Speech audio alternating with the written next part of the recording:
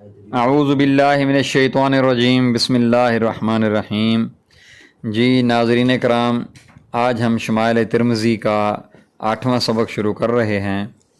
یہ باب حضور اقدس حضرت محمد مصطفیٰ صلی اللہ علیہ وآلہ وسلم کے داڑھی مبارک میں سفید بال آ جانے کے ذکر کے بارے میں ہے۔ اللہم صلی علی محمد وعلی آل محمد کما صلیت علی ابراہیم وعلی آل ابراہیم انک حمید مجید۔ اللہم بارک علی محمد وعلی آل محمد کما بارکت علی ابراہیم وعلی آل ابراہیم انک حمید مجید۔ اس باب میں امام ترمذی رحمۃ اللہ علیہ نے 8 حدیثیں ذکر فرمائی ہیں۔ حدیث نمبر 1۔ حدیث نمبر 1 کے ترجمہ کا مفہوم ہے، حضرت قتادہ رضی اللہ تعالیٰ عنہ کہتے ہیں کہ میں نے حضرت انس رضی اللہ تعالیٰ عنہ سے پوچھا کہ حضور اقدس صلی اللہ علیہ وآلہ وسلم خضاب کیا کرتے تھے؟ انہوں نے فرمایا کہ حضور صلی اللہ علیہ وآلہ وسلم کے بالوں کی سفیدی اس مقدار ہی کو نہ پہنچی تھی کہ خضاب کی نوبت آتی۔ سفیدی حضور صلی اللہ علیہ وآلہ وسلم کے صرف دونوں کن پٹیوں میں تھوڑی سی تھی۔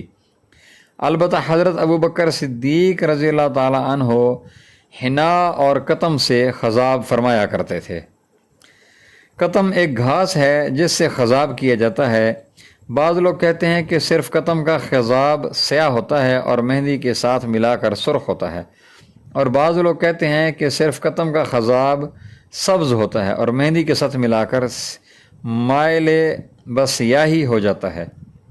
ملا علی قاری رحمۃ اللہ علیہ کہتے ہیں کہ غلبہ کا اعتبار ہوتا ہے، اگر غلبہ قطم کا ہوتا ہے تو خضاب سیاہ ہو جاتا ہے، اور غلبہ اگر مہندی کا ہوتا ہے تو سرخ۔ الغرض خضاب دونوں سے جائز ہے مگر سیاہ نہیں ہونا چاہیے، اس لیے کہ خالص سیاہ خضاب کی ممانعت احادیث سے ثابت ہے۔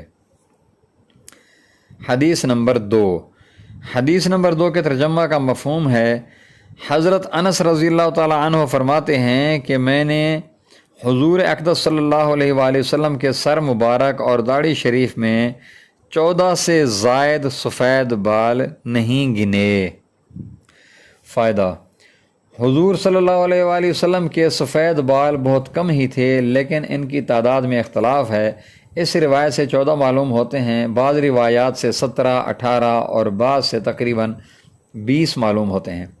یہ کچھ ایسا اختلاف نہیں، مختلف زبانوں پر بھی محمول ہو سکتا ہے اور گننے کے فرق پر بھی حمل کی جا سکتی ہے۔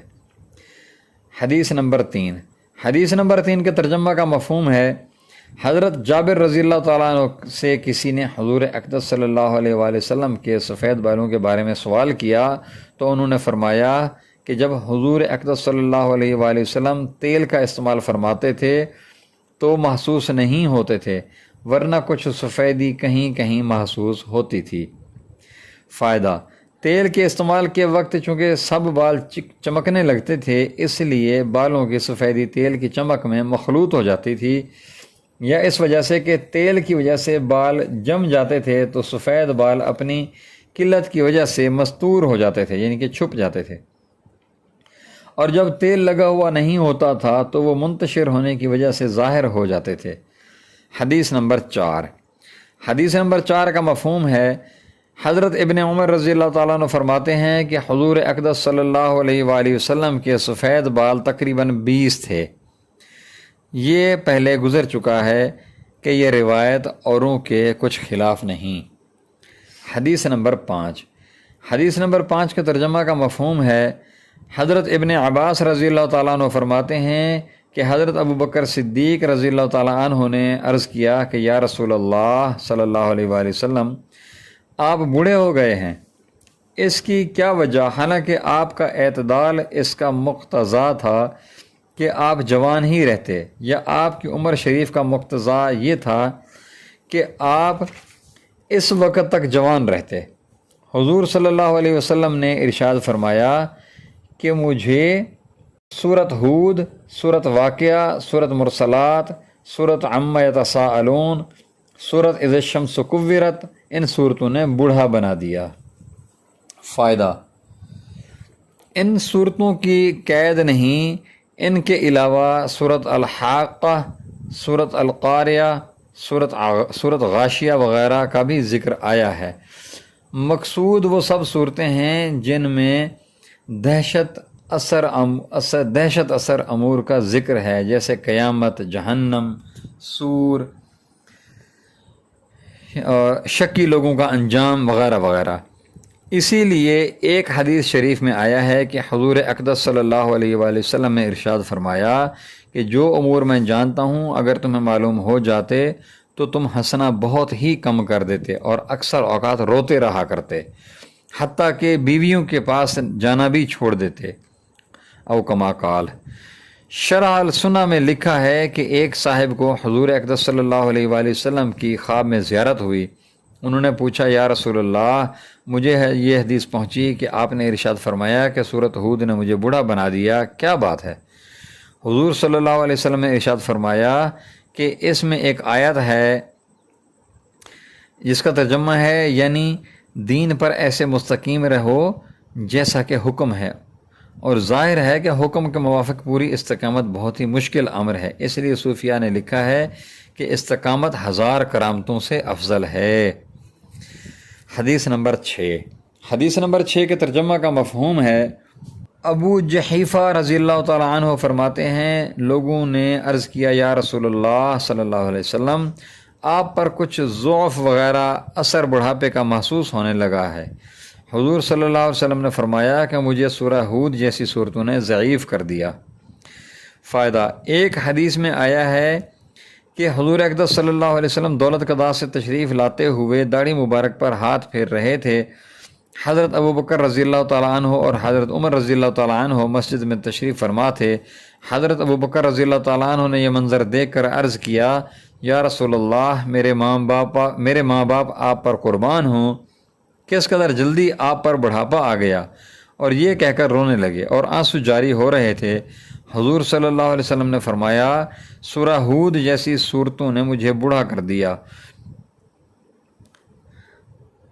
زمخشری رحمۃ اللہ علیہ کہتے ہیں، میں نے ایک کتاب میں دیکھا کہ ایک شخص شام کے وقت بالکل سیاہ جوان تھا، ایک ہی رات میں بالکل سفید ہو گیا۔ لوگوں نے پوچھا تو اس نے کہا، میں نے رات قیامت کا منظر دیکھا ہے کہ لوگ زنجیروں سے کھینچ کر جہنم میں ڈالے جا رہے ہیں۔ اس کی دہشت مجھ پر کچھ ایسی غالب ہوئی کہ اس نے ایک ہی رات میں مجھے اس حالت پر پہنچا دیا۔ اللہ اکبر۔ حدیث نمبر 7۔ حدیث نمبر 7 کا ترجمہ کا مفہوم ہے، ابو رمسہ تیمی رضی اللہ تعالیٰ عنہ فرماتے ہیں کہ میں اپنے بیٹے کو ساتھ لیے ہوئے حضور اقدس صلی اللہ علیہ وآلہ وسلم کی خدمت میں حاضر ہوا۔ لوگوں نے مجھے حضور صلی اللہ علیہ وسلم کو بتلایا کہ یہ تشریف فرما ہیں، غالباً یہ پہلے سے پہچانتے نہ ہوں گے۔ میں نے حضور صلی اللہ علیہ وسلم کو دیکھا تو مجھے معاً یہ کہنا پڑا کہ واقعی آپ اللہ کے سچے نبی ہیں۔ اس وقت حضور صلی اللہ علیہ وسلم 2 سبز کپڑے پہنے ہوئے تھے، یعنی حضور صلی اللہ علیہ وسلم کی لنگی بھی سبز تھی اور چادر بھی، اور آپ صلی اللہ علیہ وسلم کے چند بالوں پر بڑھاپے کے آثار غالب ہو گئے تھے، لیکن وہ بال سرخ تھے۔ چہرہ انور پر جو آثار حیبت و وقار اور انوار نبوت تھے، ان کو دیکھ کر بے اختیار آدمی کی زبان سے اس قسم کے الفاظ نکل جاتے تھے کہ بے شک آپ اللہ کے رسول ہیں، بلا شبہ آپ جھوٹے نہیں ہو سکتے، وغیرہ وغیرہ۔ متعدد صحابہ کرام رضی اللہ تعالیٰ عنہم سے اس قسم کے الفاظ ابتدائی نظر میں حدیث کی کتابوں میں نقل کیے گئے ہیں۔ حدیث بالا میں حضور اقدس صلی اللہ علیہ وسلم کے سرخ بالوں کا بھی ذکر ہے۔ اس میں علماء کا اختلاف ہے کہ حضور صلی اللہ علیہ وسلم نے خضاب فرمایا یا نہیں۔ بعض خضاب کے قائل ہیں اور وہ اس سرخی کو خضاب پر محمول فرماتے ہیں، اور بعض لوگ قائل نہیں، وہ فرماتے ہیں کہ بال سفید ہوتا ہے تو اکثر مرتبہ اول سرخ ہوتا ہے، یہ سرخی اصلی تھی، خضاب کی نہیں تھی۔ خضاب کا بیان مستقل دوسرے باب میں آنے والا ہے۔ حدیث نمبر 8۔ حدیث نمبر 8 کے ترجمہ کا مفہوم ہے، حضرت جابر رضی اللہ تعالیٰ عنہ سے کسی نے پوچھا کہ حضور صلی اللہ علیہ وآلہ وسلم کے سر مبارک میں سفید بال تھے؟ انہوں نے کہا کہ صرف چند بال مانگ پر تھے جو تیل لگانے کی حالت میں ظاہر نہیں ہوتے تھے۔ فائدہ۔ یہ روایت بظاہر اس روایت کے کچھ خلاف ہے جو حضرت انس رضی اللہ تعالیٰ عنہ سے شروع باب میں گزری ہے، لیکن کوئی ایسا اشکال نہیں، اس لیے کہ وہ 2-4 بال مانگ میں تھے جو بالوں میں مستور ہو جاتے تھے اور تیل نہ ملنے کے وقت ظاہر ہوتے تھے، اس لیے اگر کسی روایت میں ان کا ذکر نہ ہو تو کچھ مذائقہ نہیں۔ وما علینا الا البلاغ المبین۔ سبحان ربک رب العزت عما یصفون وسلام علی المرسلین والحمد للہ رب العالمین۔ جزاک اللہ خیر و احسن الجزاء۔